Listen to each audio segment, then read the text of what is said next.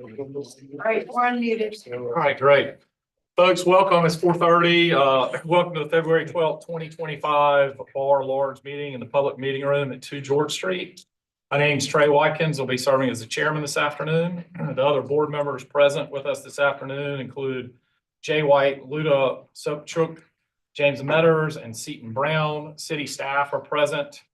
B.D. Wortham Galvin, who's the city architect, Lawrence Courtney, the staff architect, and Brad Thomas, our staff architectural planner. Applicants have been required to submit any documents in advance of the meeting. Staff typically will control the slideshow, which a lot of y'all know how to use it, so feel free to try it. Please point it towards the computer here. And that includes everything submitted by the applicant by the deadline in accordance with the submittal requirements. Applicants simply need to ask the staff to advance it to the next slide or try it yourself at your own peril. Applicants, staff, and board members are required to give their name when speaking. This meeting is being recorded and live streamed to the City of Charleston public meeting channel on YouTube. Your appearance here is your consent to be recorded. The order of the meeting shall be as follows. We'll start with an introduction and overview of the project by city staff to the board and for the public. The application presentation has a 10-minute time limit or is determined by the chair. With any questions of the applicant by the board or staff, any and all presenters should clearly state their name for the record. Persons affiliated with the project, be it owners, developers, designers, consultants, etc., should speak during this portion rather than the public comment. The next section is the public comment. All applications are part of a public meeting. Written public comments were due by noon the day prior to the meeting, and any received comments have been transmitted to and considered by the board members. Written comments will not be read aloud during the meeting unless requested by a member of the board and with permission by the chair.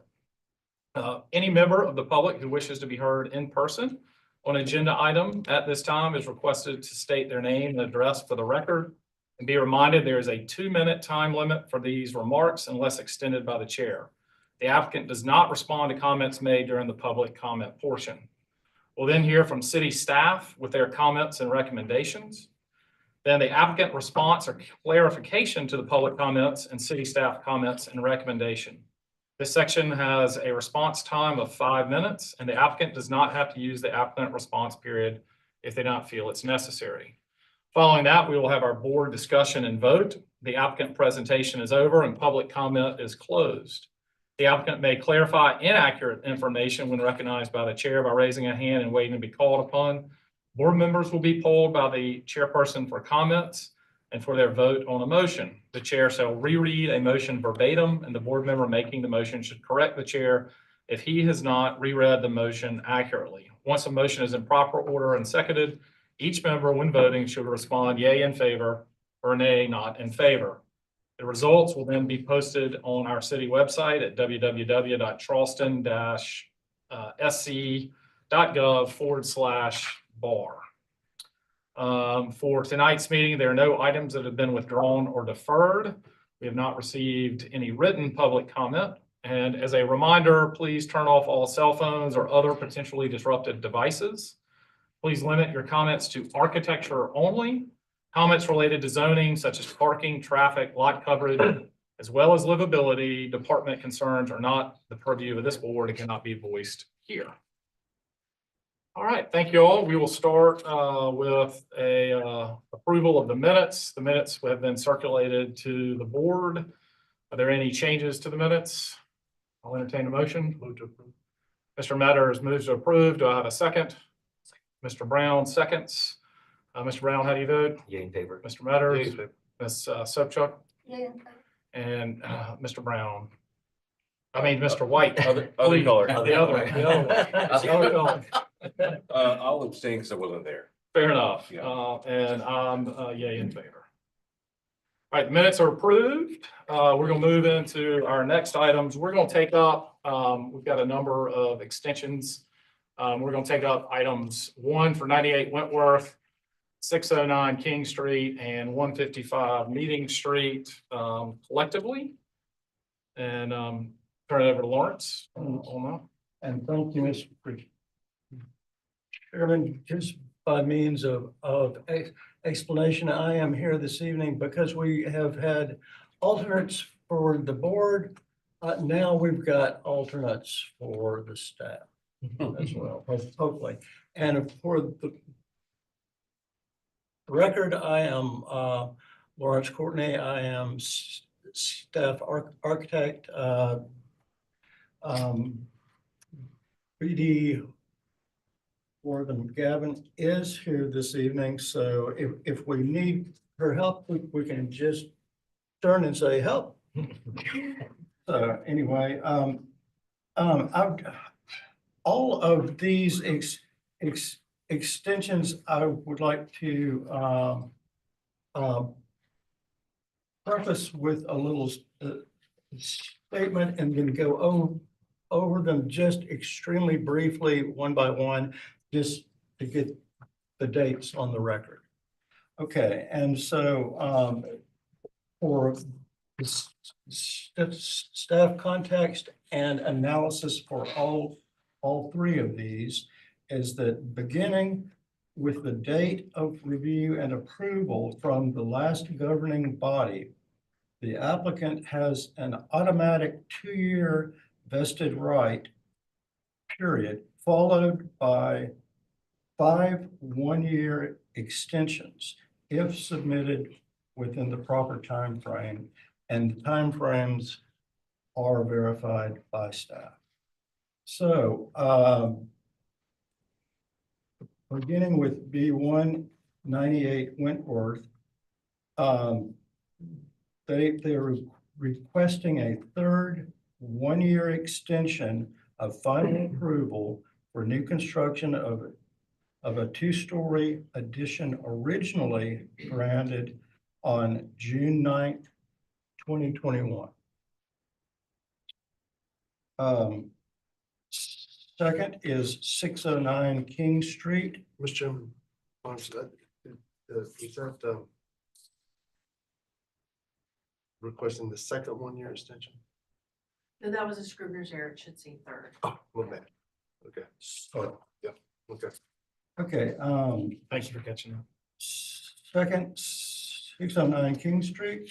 They are requesting a first 1-year extension of preliminary approval for a development originally granted on February 13th, 2019. And third, 155 Meeting Street, requesting a first 1-year extension and final approval for demolition of an existing motel structure originally granted on April 26, 2023. So, All right, thank you.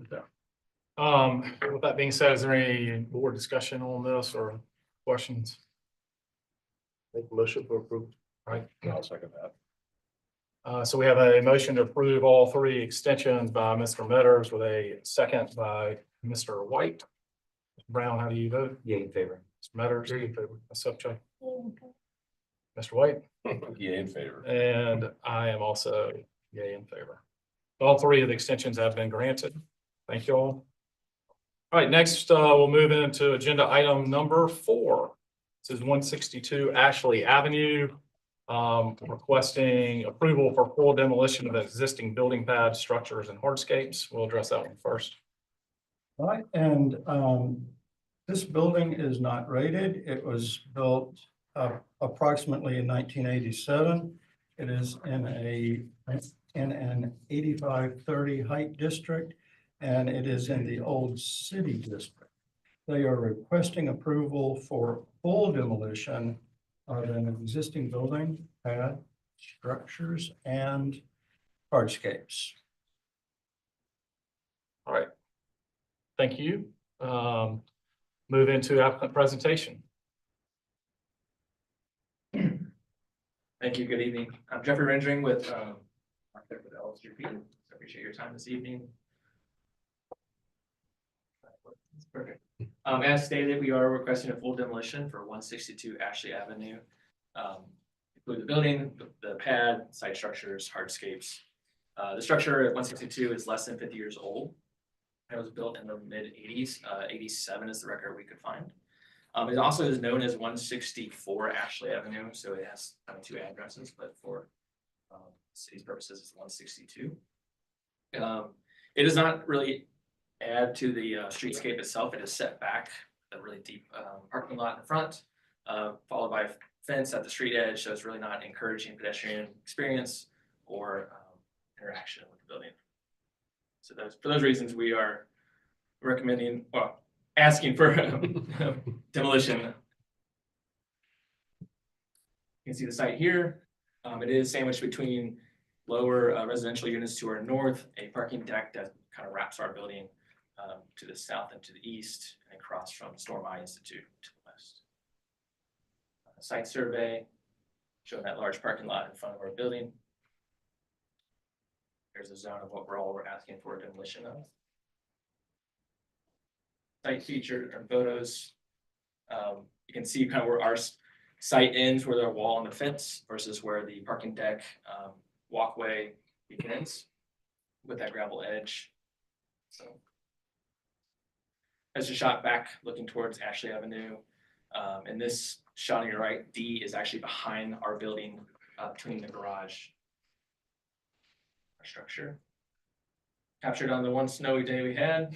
You can see the side, this is facing the residential side. There is some low walls and pad that is still part of our site in this area here. Any research that we've done again shows it's built in 1984, or sorry, 87. This is 1902 Sanborn. Additional Sanborns not there. And then we did find a drawing from our client that kind of was stamped in 85 with completion in 87. That's it. Thank you. Thank you. Any questions from the board? Not hearing any public comment on this? City staff comments and recommendations then, please. Okay, staff context and analysis. The ordinance, specifically section 54-240B, offers criteria for reviewing demolition requests in the old and historic district, asking the BAR to consider, among other things, the historic, architectural, and aesthetic features of the structure, the nature and character of the surrounding area, the historic or culturally important use of the structure, and the importance of the structure to the city. So this structure is not listed on the current architectural inventory and dates from 1987. Therefore, it's not historic. And it also is deemed by staff to have no meritorious architectural features. The building does not fit either with the residential fabric on the north as it is set back from the street and separated from the street by a parking lot, and makes a poor contribution to the urban experience, or with the larger scale MUSC buildings nearby. The city is not aware of any cultural or other important use of the structure. Therefore, our recommendation is simply that we do not oppose demolition. Thank you so much. Any response from the applicant? Great. All right, board discussion. I agree with Lauren. I've been by I went by the site. I don't know if other folks had a chance to, but what the city and staff said seems to comport with my site visit as well. I'll introduce a motion for approval of demolition. Okay, do we have a second? I'll say. Thank you, Mr. Metters. So we have a motion pending and probably seconded for demolition for the entire site. Mr. Brown, how do you vote? Yeah, in favor. Mr. Metters? Yay, in favor. Ms. Upchuck? Yeah. Mr. White? In favor. I'm also yay in favor. Motion carries for the demolition. Thank you all so much. All right, we'll move into our last agenda item, which is item number 5. This is requesting conceptual approval of a 40-unit apartment building with ground level retail at the same location, 162 Ashley Avenue. Okay, this is,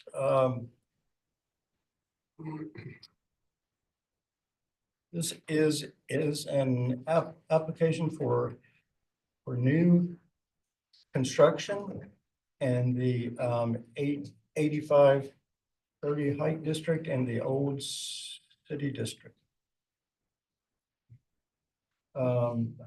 Applicant is requesting conceptual approval of a 40-unit apartment building with ground level retail. On to applicant's Thank you so presentation. much. Yep. Go ahead. Thank you. Again, I'm Jeffrey Rendring, architect with LSUP. We do have a physical model for this presentation. Do you mind if we put on your? Please feel free to approach.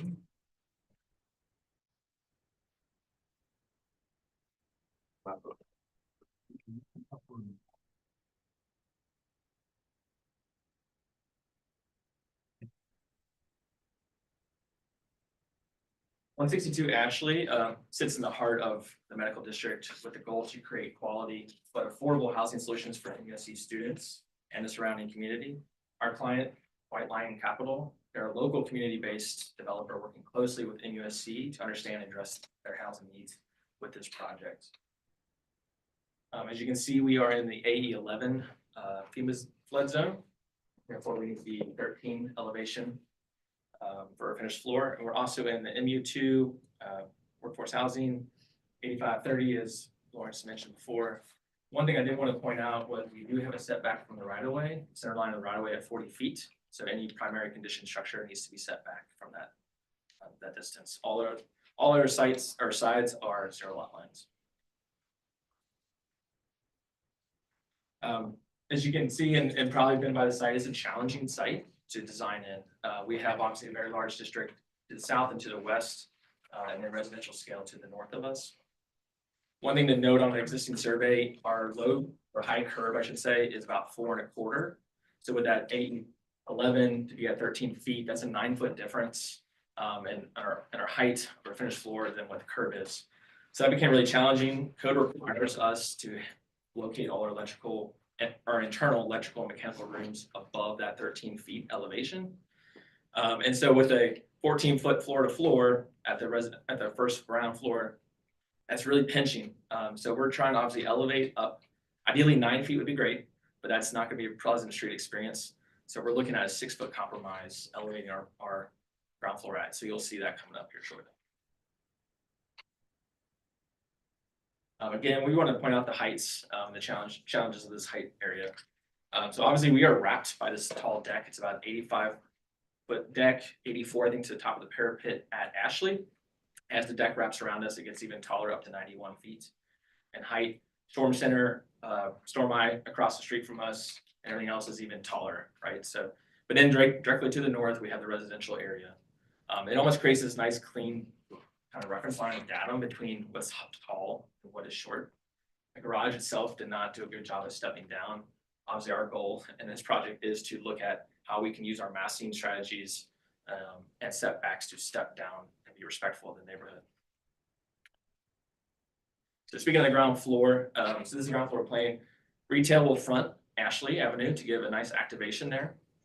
Again, this 6-foot plinth is what you're going to see at that porch level. So that puts us around 9'3" elevation.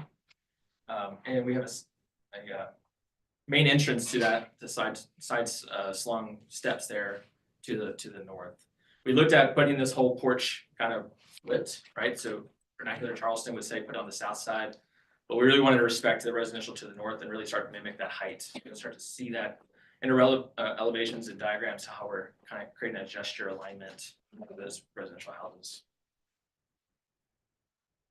As we go up the second floor here, again, we created a nice outdoor terrace space that leads that piazza to the south and to the west. These units are kind of one-off units here. And then as we go up 3 through 7, will be our typical floors. These will stack. Again, our client is really looking for affordability in this project. So we are striving for our 20% workforce housing, and we're kind of avoiding that fee in lieu, right? Because we are trying to provide ESC with quality but affordable housing. That's really needed in this area.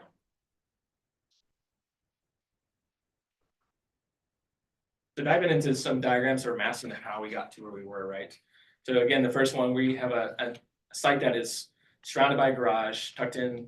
So we have 7 stories to the south of us and the residential to the north, and even taller across the street. Next, we looked at creating the vertical mass and divided into a contextually sensitive levels. So the ground floor is elevated to open the building to the street level. Second floor calls to its second story neighbors to the north, while also acting as a transition between it and the upper floors. Lining these first 2 floors, these stories, with a residential roof adjacent to us, you're going to see that as you move forward. Next, the third one, the one on the left here, we started pulling out the ground level to address the urban edge at Ashley, and gestured it to the north, right? So that's that piazza porch area that you saw previously. The second level to become an accessible wrapping balcony to reduce the overall volume, height, and heaviness on the site. And then lastly, the building's upper floors levels begin to incorporate vertical facade elements, right? This was a very wide facade for our size, our scale.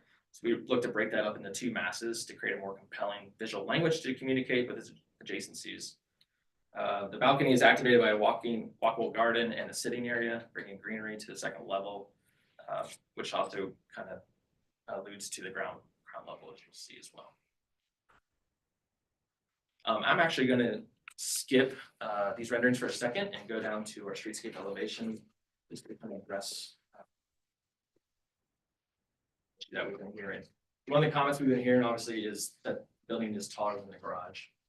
I wanted to bring this image up here because unfortunately, we did not articulate this diagram very well. We noticed after we submitted that the deck is not as tall as it should be represented. It's what you can see, obviously, in the massing model has been corrected. What you will see in the renderings is correct. But fortunately, this diagram was just slightly off. So what you should be seeing is only about a 40-inch difference from our high parapet to the parapet at the garage at Ashley. And as the building wraps around our site, it gets even taller to 91 feet. Our tallest parapet is at 87.4. And then likewise across the street, the size and scale of Store My and the buildings adjacent to it really dwarfs kind of our structure itself. Go back to the renderings.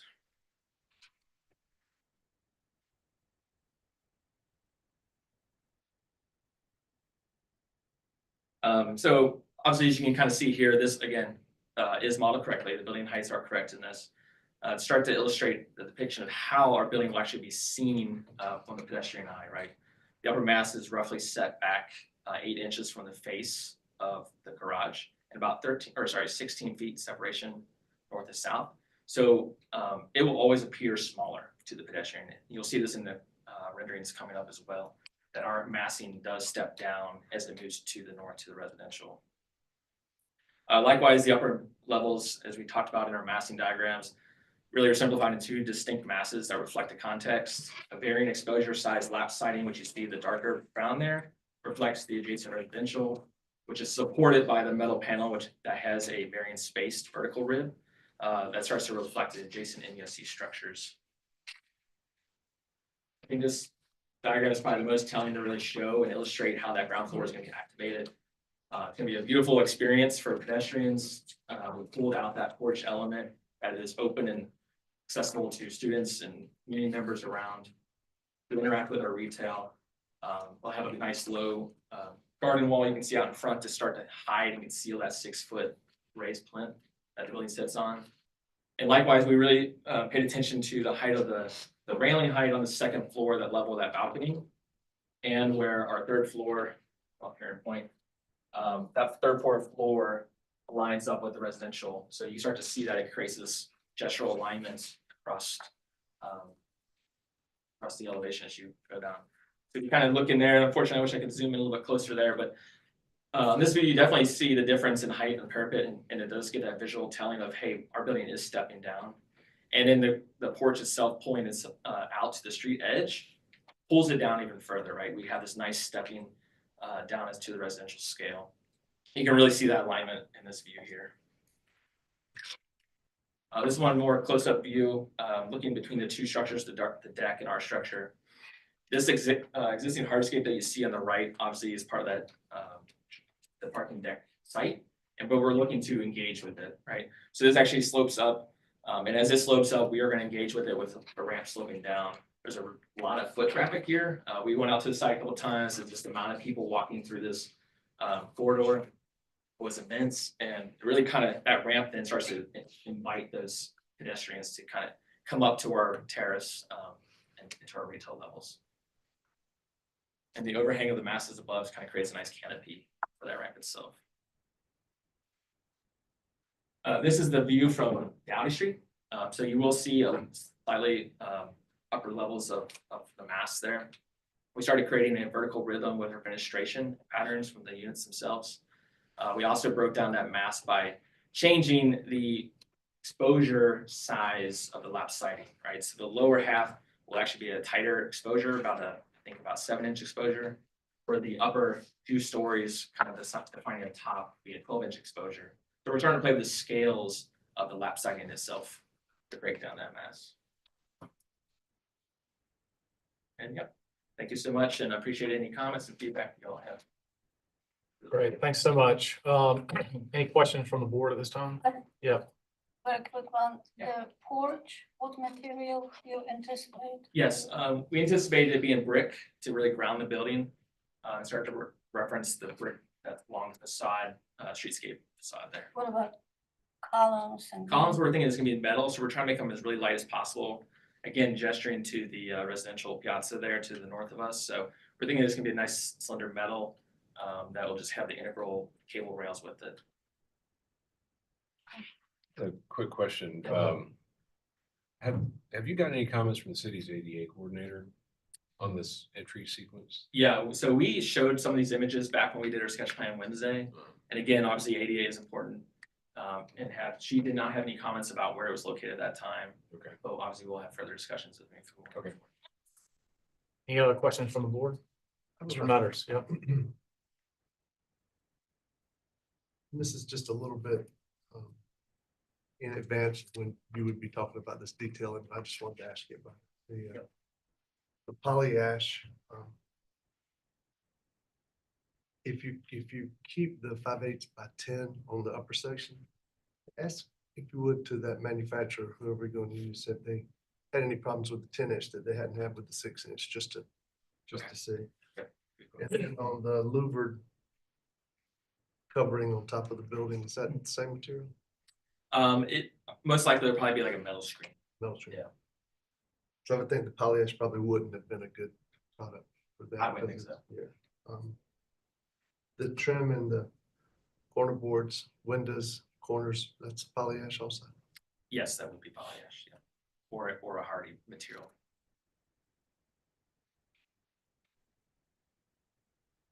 The cable rail system would be stainless or, Probably coated stainless.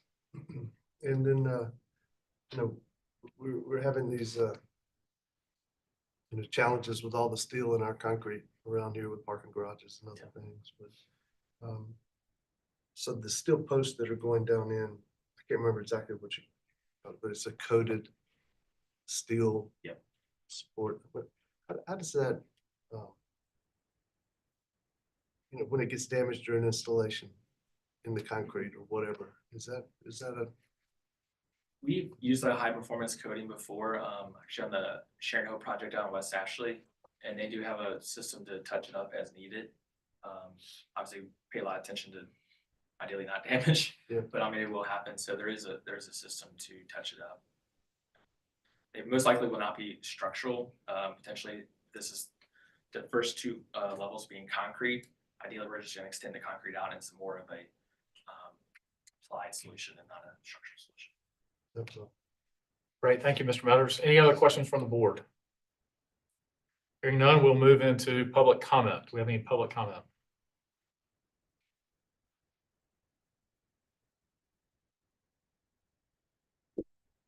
Catherine Alexander with the Preservation Society of Charleston. Preservation Society appreciates the applicant walking us through this proposal. This site presents a challenge of bridging two very different contexts, the small scale residential streetscape to the north and the massive parking garage to the south. And we all know this is a flood prone area. At the ground level, we think this design is starting in a good place. The wraparound porch element is a creative approach to relating to the scale of the adjacent single house and mitigating the foundation height. At a conceptual level, our comments are focused on height and mass. While we understand that flood requirements require a taller foundation, it is concerning that the building appears taller than the parking garage next door. We appreciate the applicant addressing the drawings to show the accurate height of the garage. But regardless, this will be the last large-scale building on the east side of Ashley between NUSC and surrounding neighborhoods. So we ask that the height be reduced to soften that transition toward the residential context. And lastly, we appreciate efforts to break down the massing on the front elevation and ask that the same attention to vertical proportions be applied to the north side of the building. This would help alleviate the long horizontal elevation that will be highly visible from Downey Street and further north on Ashley. Thank you. Thank you so much. Any other public comment? All right, great. City staff comments and recommendations, please. Staff context and analysis. First, staff appreciates the clear presentation package. Nicely done, guys. Thanks. Through flood zone designation AE 11, the applicant will have to elevate structure, and staff appreciates their approach to this elevation, which still provides an active urban experience through well-handled steps, ramps, and planters. The design as proposed at the ground level provides a better street life partner than the existing building, both in terms of use and in architectural expression. The aerial views suggest a strong datum in the urban context, differentiating between the larger MUSC structures and the neighborhood's scaled fabric on the north. This site falls on the MUSC side of the urban context and is zoned in the 85-30 height district. From the street view, the context is challenging as the site sits between the 7-story parking garages we've seen on the south and the 2-story Charleston single on the north. The building therefore needs to serve as a transition between these structures along Ashley Avenue, not only in terms of its scale and massing, but also in its architectural expression. In addressing this context, the applicant has chosen to set back the upper mass of the structure on both the Ashley Street and the Charleston single house sides, while filling the block in at the front at the first level with the porch. This gesture is appreciated as the porch and the upper massing setback help make a better partner with the Charleston single. That's a really important point for us. Dividing materiality on the Ashley Street elevation above the ground floor also assists in breaking down the mass conceptually into two vertical masses. Staff also appreciate the use of metal spandrel panels to emphasize a vertical reading of the window composition. The north facade, as seen from Dowdy Street, however, reads as a long, uninterrupted horizontal wall, and staff requires restudy of the articulation of this north elevation to visually break down its mass, scale, and horizontality. The east streetscape shows the Ashley Street elevation is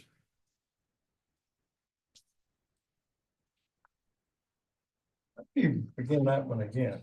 The east streetscape shows the Ashley Street elevation is taller than the parking garage next door, and staff require that the height of the buildings step down between the garage and the Charleston single house. The east streetscape also shows the use of brick in the larger building to the south of this site. Staff recommends reconsidering the upper volumes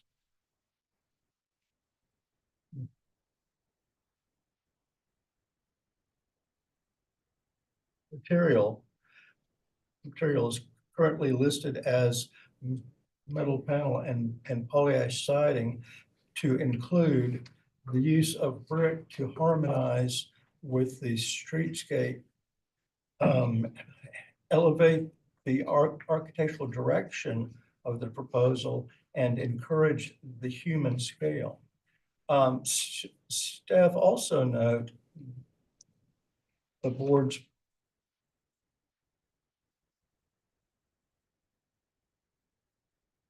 prior concerns on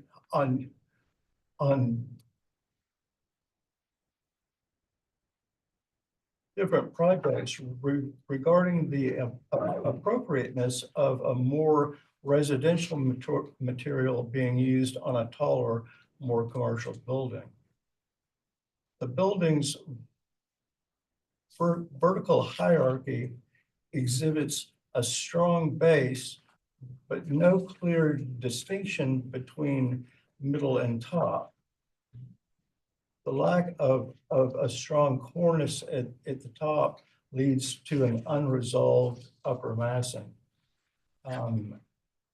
Applicant will need to submit a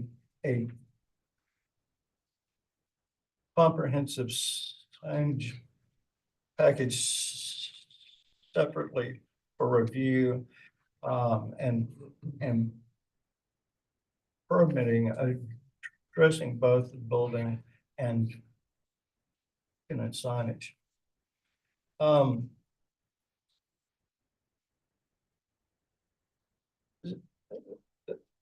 Staff has shared with the applicant these thoughts on their middle which you have just seen, and following that discussion, applicant has made revised drawings which reflect the following. The addition of blade cornice to provide a more finished top. Vertical reveals have been added to the north elevation, which help break up and to articulate what it is currently a flat horizontal mass. Notations have been made that the original streetscape contact elevation was not accurate. Parking garage is taller than it appears, and that the proposed design as depicted in the official submittal that you've just seen is 40 inches taller than the adjacent parking deck. Applicant has proposed lowering the parapet by 8 inches. Applicant will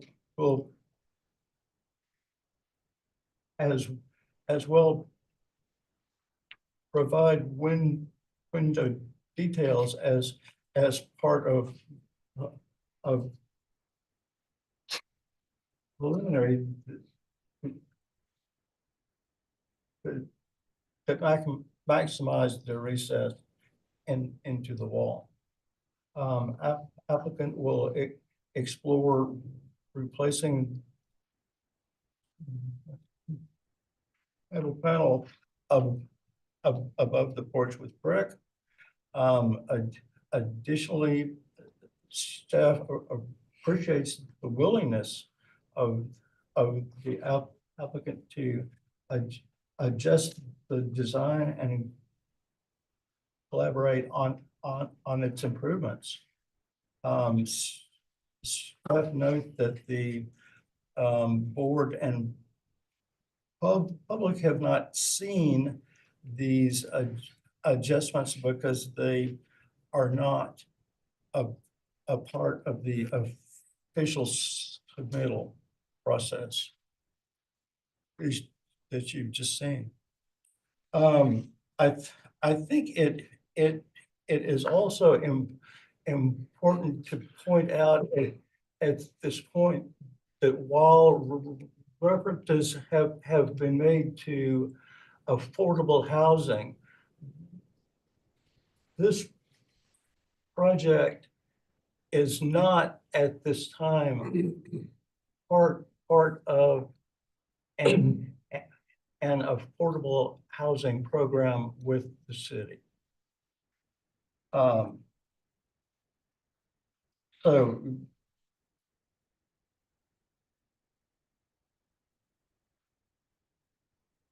given this and considering that the proposed design changes are still taller than parking garage at Ashley Street. The staff will recommend studying for height and in particular, as well as other items as listed to become part of an official submittal set next.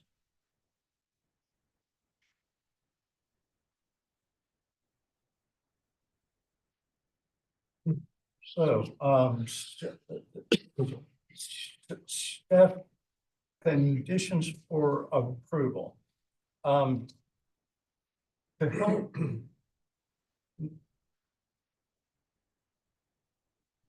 the translation from the 7-story parking deck to the 2-story Charleston single house. The overall height of the structure needs to step down from the parking deck.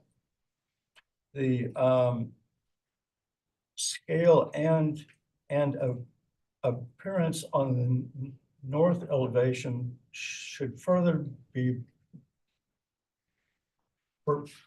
broken down into smaller parts. The use of bricks should be studied as it relates better to both the larger buildings of the MUSC campus and also are of a scale better suited to the adjacent residential scale area as well. A cornice or similar device should be used to help terminate the visual tops of the building. And with that, our recommendation is deferral of conceptual review with board and staff comments. Thank you so much, Lawrence. Response, please. Thank you again for your comments from the city and obviously Preservation Society. Just want to address, I think, two comments, mainly the height that you heard about in probably in the garage. Again, it's about a 40-inch difference. It's not perceived from the pedestrian level, only in the streetscape elevation that you do see that. We are looking at, right now, we currently have minimum floor-to-floor heights as required by zoning. And we did that on purpose in order to lower the height as much as possible. Again, we're also trying to struggle with resilient design here in the city. And so we're trying to apply that as well by raising that plinth up 6 feet. So that is we're getting pushed up and pushed down at the same time. So our effort was to try to keep the minimum heights without trying to be detrimental to the units themselves, right? We want these units to be affordable and high quality, but they need to still be on par with units across the city, right? Another comment was about the top and undefined top, I guess is kind of the comment. And I want to kind of reiterate that I think the the material change and scale was our attempt to bridge that to create a top expression, right? So we're trying to bridge that gap from traditional Charleston and the modern contemporary context that we are in MUSC, right? So a lot of the MUSC buildings next to us do not have a high defined top by cornices and whatnot. It's mostly done by dropping down window sizes, multiple windows, right, at the library. A lot of times it's just continued facade all the way up. So we are trying to bridge that gap from the modern design to traditional, and by just slightly changing the texture and the scale of our materials, it starts to define that top element. Thank you very much. Thank you so much. All right, let's move into board discussion, please. Does anyone like to start? Question. Sure. We are in the height zone, 85 feet. 30, I think you mentioned it, the top of parapet is 87. Is that correct? So 85 is measured from lot elevation? No, from the ground, so, It's measured from the average elevation of the curve. right. So we're already higher than height zone to start with, besides what. I'm sorry, is that a question I can respond to, or? Sure, yeah, we'd love to hear from you. Okay, yeah. So with zoning also, when you have to raise your building because of FEMA, you can have up to 6 feet added to the top of your height in order to bridge that element. So we're allowed to be up to 91 feet in height, and we're below that. Thank you. Great, thank you So for that. it is measured from. Okay.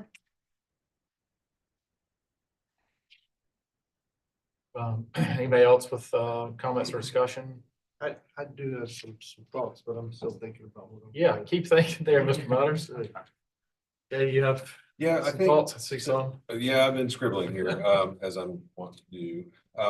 I think that staff comments and public comments regarding the materials in the building are well placed. I don't really think that it's a one-step shift in profile or exposure of your siding is going to really be legible if it's 80-something feet in the air. And it sounds like you've already done some sketching, at least on an alternative sky connection for the building, and I think we would like to see what staff is referring to in the comments about revisions that you all made. A little bit of process risk and basing any staff commentary at all on revision to what's on the screen, because this is the official stuff. So also, I think I have a question for Lawrence or BD. So this project's not yet in the affordable housing pipeline with the city. Is that, Not yet. do you feel like that's a process issue in and of itself, or just something you side note? It's not something that we are particularly involved in. So I really. Okay. Can answer that. I think generally staff conditions are appropriate. I have a lot of concerns about that much fly ash siding on the sides. And I know you're seeking you're seeking economy, and I totally get that. But I'm not sure that material is gonna be the right fit for a building of the scale. I'll pause there because you've got. I'll go next. Okay. So all those, I think all the staff comments are really extending a lot of thoughts about the building, what is not right yet and what needs to be done. But I want to concentrate on porch. To start with, it is what we see as a pedestrian experience. Not going to see as much what is about. So I think the porch render it right now a little bit harsh. It's kind of industrial. It does not really complementing what you're trying to do, you're saying, to the residential.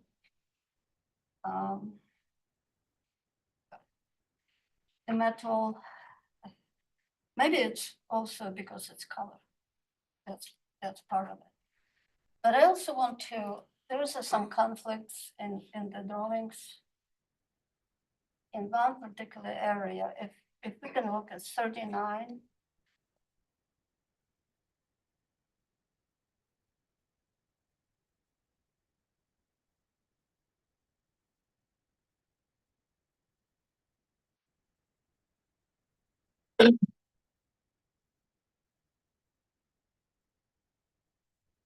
Okay, so if you look here, the porch's side terminates into the window to start with. I think in 37 on elevation, it seems like terminates beyond the window, but it's not what is on plan. And also on the model, it's before the window. So what is it? All that.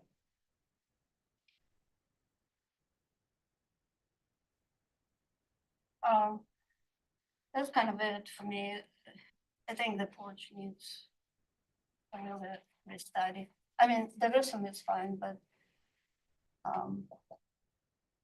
it's maybe working with the rest of the building, but not with the context, as far as I see.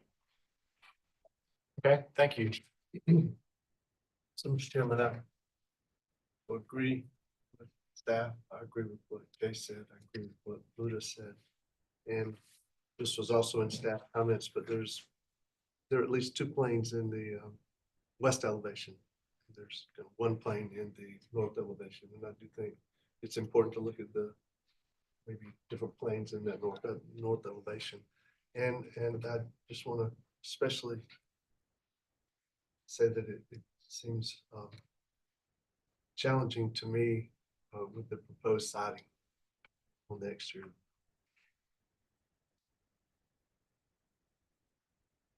Okay, thank you so much, Mr. Mothers. Any other comments, Mr. Brown? Just a few. I agree with all the colleagues and very appreciative of city staff for all the comments and notes. Yet, for me, architecturally, it lacks any sort of sympathetic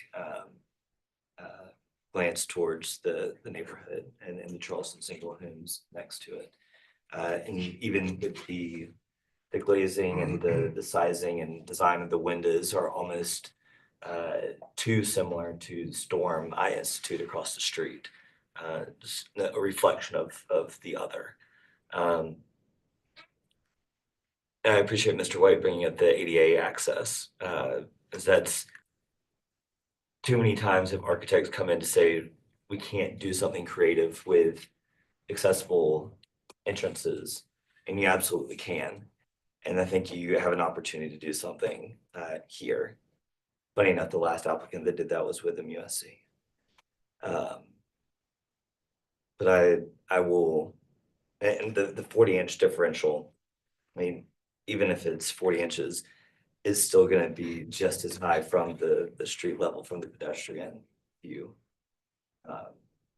You know, I understand it's a tricky partial, but you have an opportunity to do something special here. I hope you take advantage of it. All right, thank you so much. Yeah, from my perspective, I'll just comment that it sounds like y'all have continued to work on this project, getting some feedback. So we certainly appreciate y'all's willingness to do that. Obviously, we've got a lot of comments here from the staff.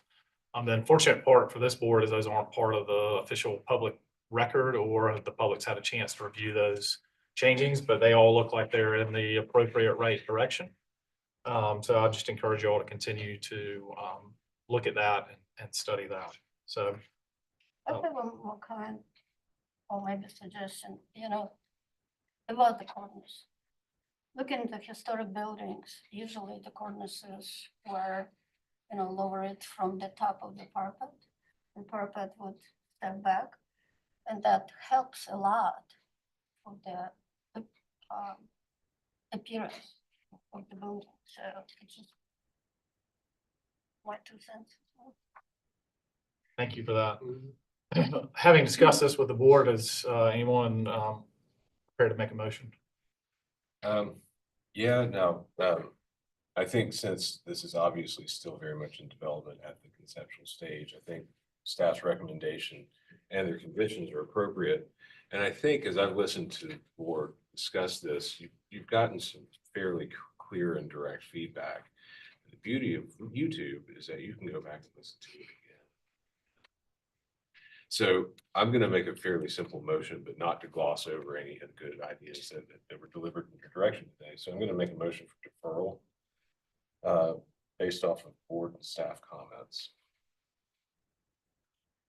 Is there a second? The subject. All right, thank you. So the motion before the board is a deferral of conceptual review with board and staff comments and conditions. It was seconded by Ms. Subchuck. Any further discussion? Hearing none. Mr. Brown, how do you vote? Yay in favor. Mr. Metters? Yay. Mr. Subchuck? Mr. White? Now it's a dramatic pause. Right, dramatic pause. Y'all got this memorized? Okay, there you go. Yay in favor. Thanks, Joe. You're welcome. I'm also yay in favor. Okay.